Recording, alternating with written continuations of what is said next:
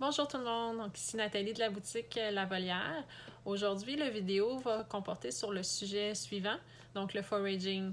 Alors, on va parler c'est quoi le foraging, comment faire du foraging à la maison, comment faire évoluer les jouets de foraging pour votre oiseau, pourquoi le foraging est important. Donc on va décortiquer tout ça. On va avancer sur ce sujet-là afin que vous puissiez l'établir à la maison et puis faire du foraging pour vos oiseaux quand c'est très important. Donc, premièrement, c'est quoi le foraging? Le foraging, c'est l'action de chercher sa nourriture. Donc, pour les perroquets, c'est extrêmement important car dans la nature, évidemment, vos oiseaux n'ont pas un bol à côté du perchoir dans l'arbre idéal qui contient toute leur nourriture pour la journée. Donc, dans la nature, ils vont passer plusieurs heures à voler, à se promener d'un arbre à l'autre, à chercher la nourriture. Selon la saison également, la nourriture va être différente. Donc, c'est pas toujours la même nourriture qui est disponible tout au long de l'année. C'est ce qui détermine un petit peu les saisons de reproduction, les saisons de mue, etc. Donc, ça va amener votre oiseau à des comportements naturels, donc à forager, à chercher sa nourriture carrément. Aussi, le foraging va déterminer un peu la santé de votre oiseau. Pourquoi? Parce que c'est bien simple. Si votre oiseau cherche sa nourriture, il passe du temps à travailler, donc il passe du temps à bouger, à ne pas toujours être sur son perchoir dans sa cage sans bouger. Et à ce moment-là, ce qui peut arriver, c'est que votre oiseau fasse de l'embonpoint. L'embonpoint égale souvent à des problèmes de foie, des problèmes de santé qui peuvent découler de tout ça. Donc, le foraging peut aider pour la santé de votre oiseau. Également, ça peut aider pour les problèmes de pododermatite, donc les oiseaux qui ont des petits problèmes en dessous de leurs pattes. Parce qu'évidemment, si votre oiseau, si vous lui faites faire du foraging, vous faites bouger votre oiseau dans sa cage. Donc, il n'est pas toujours sur le même perchoir, il n'est pas toujours sur les mêmes points d'appui. Donc, c'est encore là une excellente façon de prévenir des problèmes de santé pour votre oiseau. Donc, si c'est quelque chose que vous n'avez jamais fait dans la vie de votre oiseau, peu importe que ce soit une petite perruche ou un grand haras, c'est quelque chose qui serait important d'intégrer dans la vie de votre oiseau, le foraging. Puis vous allez voir, je vais vous montrer plein de façons faciles à faire à la maison et des façons de faire évoluer également votre oiseau pour le foraging. Donc, on va commencer avec une façon très facile. Donc, on a tous un bol à la maison pour nourrir notre oiseau. Donc, comme je vous disais, dans la nature, l'oiseau n'a pas ce bol-là. Il est obligé de chercher les fruits, les légumes. Mais en fait, pas tant les légumes là, dans la nature. Là, ça va être plus les fruits mûrs ou les fruits moins mûrs qu'ils vont manger. Les graines, les petites germes, les insectes qu'ils vont aller manger. Donc, il doit fouiller pour aller chercher cette nourriture-là. Dans nos maisons, ils sont bien gâtés, mais c'est pas nécessairement la meilleure chose pour eux, autant point de vue de santé physique que psychologique. Donc, dans nos maisons, ils ont un bol qu'on met la moulée, les graines à tous les matins dedans. Qu'on leur met une quantité. Souvent, on donne une trop grande quantité à nos oiseaux. Et puis, eux, ben, qu'est-ce qu'ils font pendant 8 heures de temps quand on n'est pas là? Ben, ils mangent. Donc, ils vont manger un peu trop. Et puis, ça peut amener, comme je vous dis, des problèmes de santé. Donc, première des choses qu'on peut faire dans le bol, c'est, si vous regardez ici, là, j'ai mis juste des gâteries. J'ai mis des noix, des Nutriberries, des peanuts, mais ça pourrait être le bol de grains et de moulées, tout simplement, qu'on va rajouter des pièces de jouets. Donc ici, il y a du cuir, il y a du bois, il y a des paper fingers que j'ai coupés, il y a toutes sortes de pièces de bois, il y a des plus petites, des plus grosses. Donc, ce que ça va faire, c'est que l'oiseau doit aller fouiller, il doit aller chercher ces noix qu'il veut vraiment avoir. S'il veut les arracher, il doit fouiller, il doit travailler un petit peu pour aller les chercher. Donc, c'est un début de foraging pour votre oiseau qui n'a jamais fait de foraging. Donc, on peut commencer de cette façon-là. C'est assez facile. On a tous des pièces de jouets que notre oiseau a détruit le jouet. Il reste des petites pièces. On peut les mettre dans le bol. Il n'y a pas de problème. Donc, l'oiseau, souvent, ce qu'il va faire, c'est qu'il va prendre les pièces, soit qu'il va jouer avec ou il va la lancer à l'extérieur du bol. Mais simplement, cette action-là, pour son psychologique, c'est déjà un départ. Donc, c'est déjà quelque chose qu'il va faire, qu'il va aller chercher une pièce au lieu de juste avoir toutes ses graines et sa moulée simplement dans son bol puis aller le manger facilement.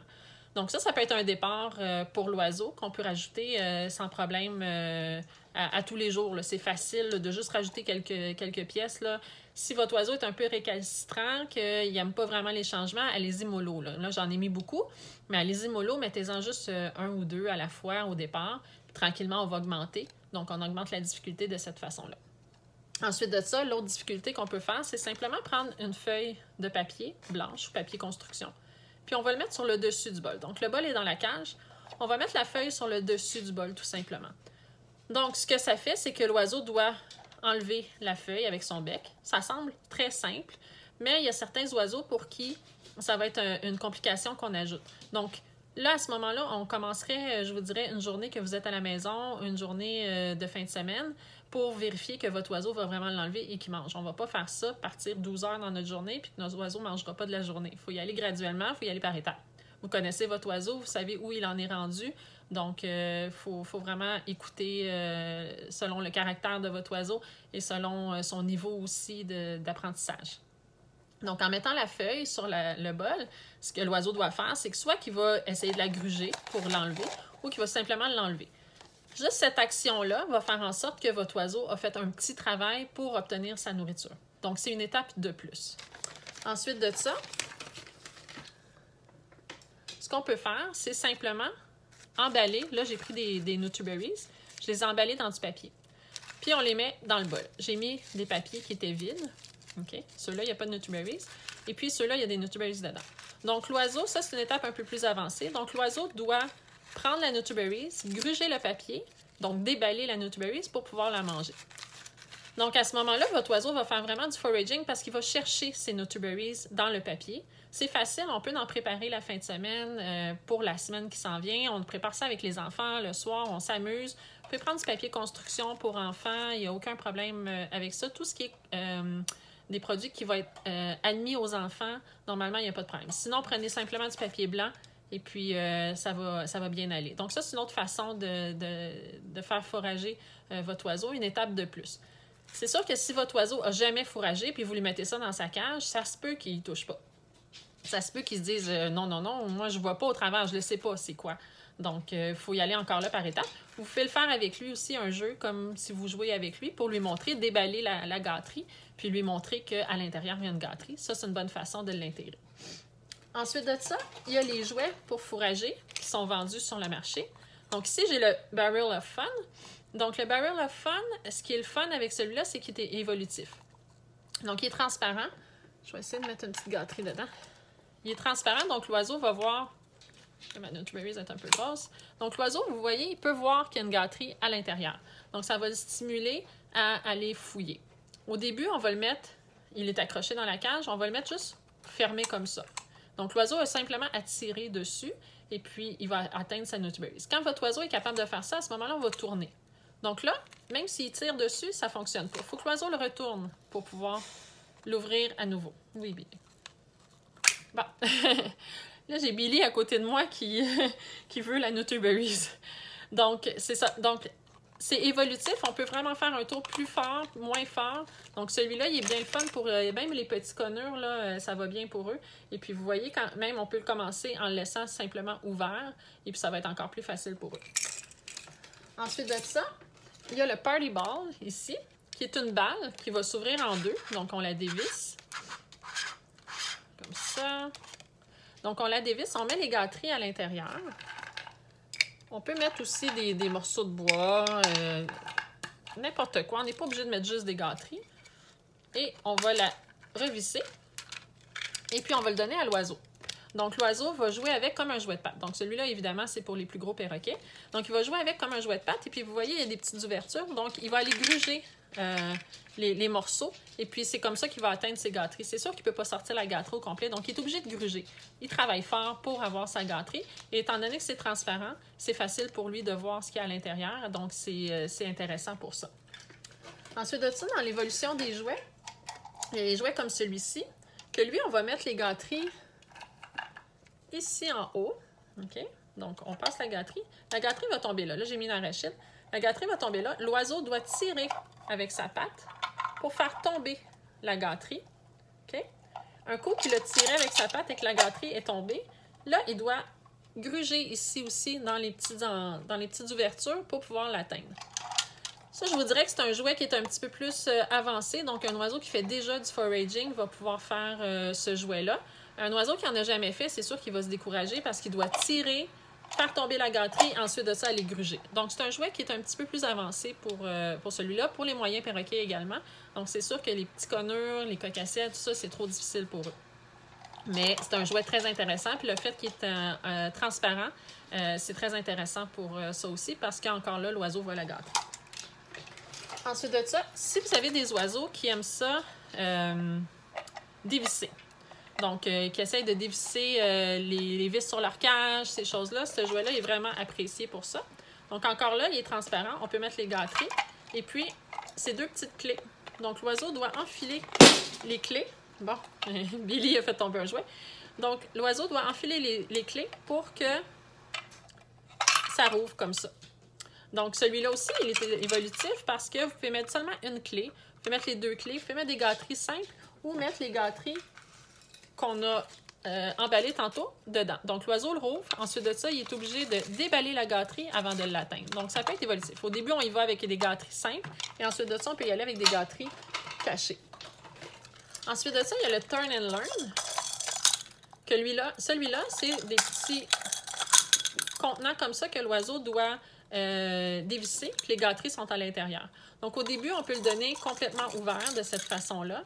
Et puis, tranquillement, on va visser juste un petit peu. Quand notre oiseau est rendu vraiment bon, bien là, on va visser vraiment au maximum et puis il va travailler un peu plus fort pour l'atteindre. Donc, celui-là, je voudrais que c'est vraiment pour un oiseau, les grands perroquets, puis un oiseau un peu plus avancé également, parce qu'il n'est pas transparent, ça peut être un peu plus difficile à atteindre, à dévisser, mais on peut le faire en débutant en les laissant ouverts également. Donc, ça dépend des habiletés de votre oiseau. Donc, tous ces jouets-là sont disponibles sur la boutique. Comme je vous disais, vous pouvez quand même faire du foraging à la maison. C'est pas tout le temps obligé d'acheter des jouets pour le faire, mais le foraging est vraiment important dans la vie de votre oiseau. C'est un plus. Vous allez voir, premièrement, votre oiseau va être plus actif. Comme je vous disais, pour sa santé, c'est primordial. Et puis, ensuite de ça, vous allez voir qu'il va être beaucoup plus allumé, qu'il va avoir plus d'interactions, il va être plus heureux en quelque sorte parce que c'est un comportement naturel pour l'oiseau de chercher sa nourriture. Donc, c'est extrêmement important. C'est pas un luxe que vous lui faites de lui cacher sa nourriture. Au contraire, souvent, on se sent en tant qu'être humain, on se dit, ben non, pauvre petit chou, je vais tout lui mettre, on met une petite doudou, on met sa nourriture, tout bien placé, son petit perchoir proche.